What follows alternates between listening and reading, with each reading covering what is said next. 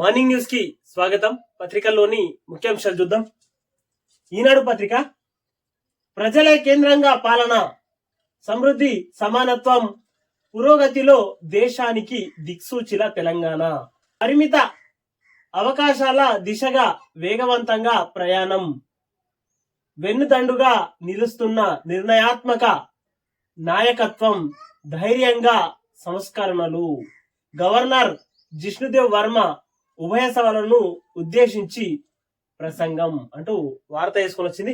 మొత్తం మీద ఏది ఏమైనా నిన్న గవర్నర్ ప్రసంగం మీద బీఆర్ఎస్ నేతలు కేటీఆర్, ఆ తర్వాత మొత్తం మీద బీఆర్ఎస్ బ్యాచ్ మొత్తం గవర్నర్ ప్రసంగం కాంగ్రెస్ పార్టీకి డబ్బా కొట్టినట్టు ఉన్నది అంటూ నిన్న చెప్పుకొచ్చిర్రు.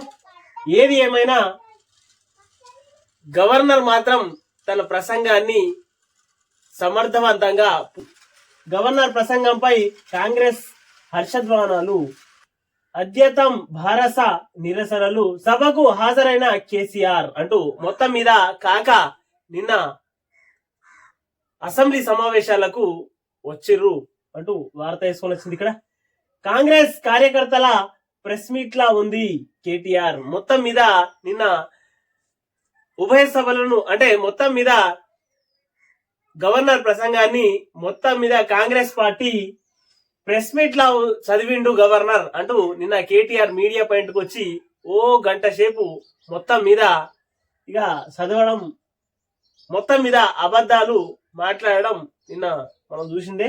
మొత్తం మీద ప్రభుత్వం అబద్ధాలు చెప్పిపించింది భాజపా. మొత్తం భాజపా కూడా ఏమంటున్నదంటే కాంగ్రెస్ పార్టీ అబద్ధాలు చెప్పించింది అంటూ భాజపా చెప్పుకొని వచ్చింది.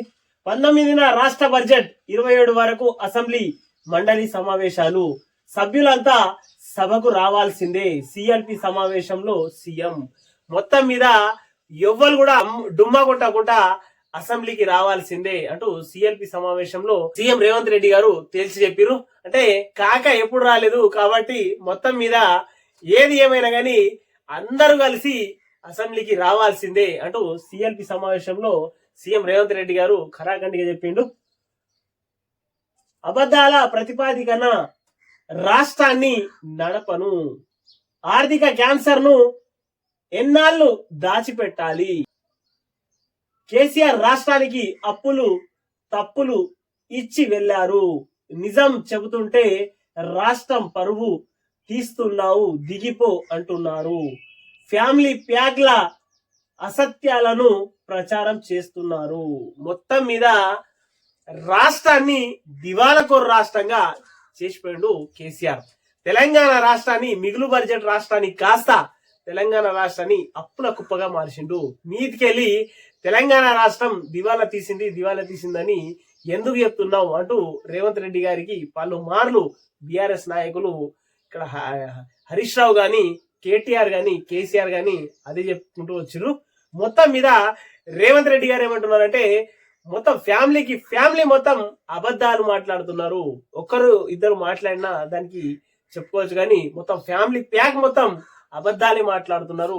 ఎన్ని రోజులు రాష్ట్రాన్ని ఇలా మీరు అప్పుల కుప్పగా, ఆ తర్వాత అబద్ధాలతోనే, అది నిజం, అబద్ధాలు మాట్లాడుతుంటే అది నిజాలు అయిపోతాయా, అబద్ధమే అవుతుంది అంటూ నిన్న రేవంత్ రెడ్డి గారు ఖరాఖండిగా చెప్పిండు.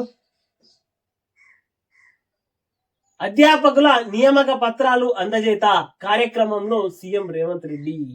మొత్తం మీద నిన్న అధ్యాపకులకు నియామక పత్రాలను అందజేసే ఆ వేదిక పైన ఉన్నట్టు మొత్తం మీద రేవంత్ రెడ్డి గారు తన మనసులో ఏమున్నదో మొత్తం మీద బయట పెట్టిండు.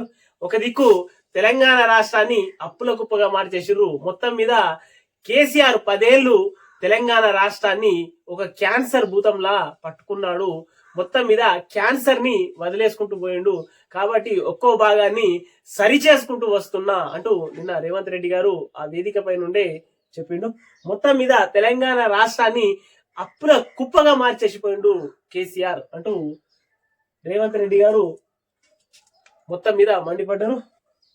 రవీంద్ర భారతిలో యువతికి జూనియర్ లెక్చరర్ ఉద్యోగ నియామక పత్రం అందజేస్తున్న సీఎం రేవంత్ రెడ్డి. చిత్రంలో కేశవరావు, పొన్నం ప్రభాకర్ అంటూ 2వ పేజీలోని వార్త ఇది.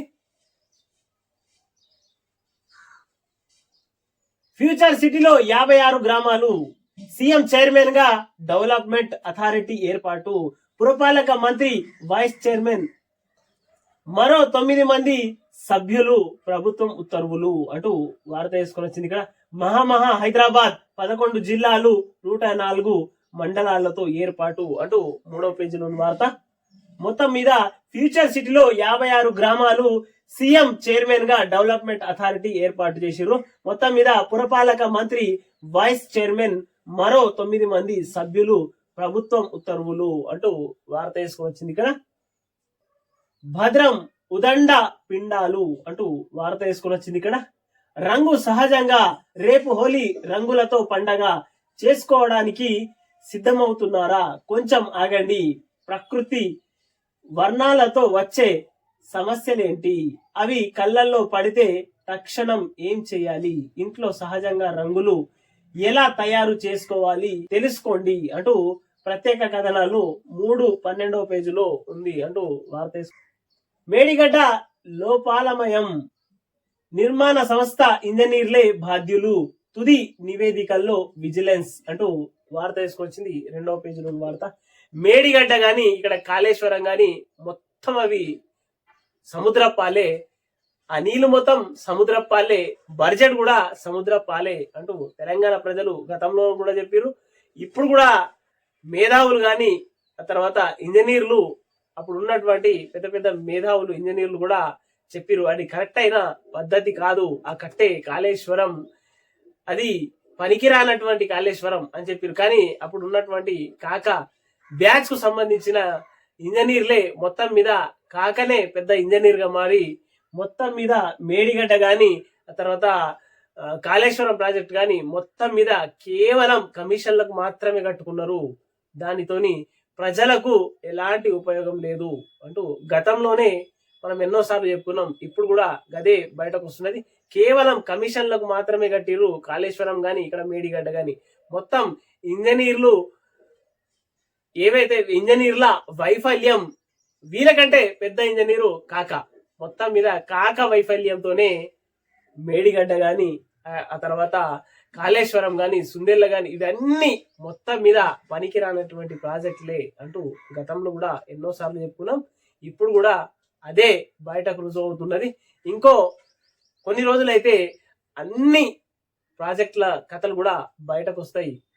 అప్పుడు వివరంగా చెప్పుకుందాం. కేఎన్ఎన్ టీవీని సబ్స్క్రైబ్ చేయండి, షేర్ చేయండి, కామెంట్లు పెట్టండి.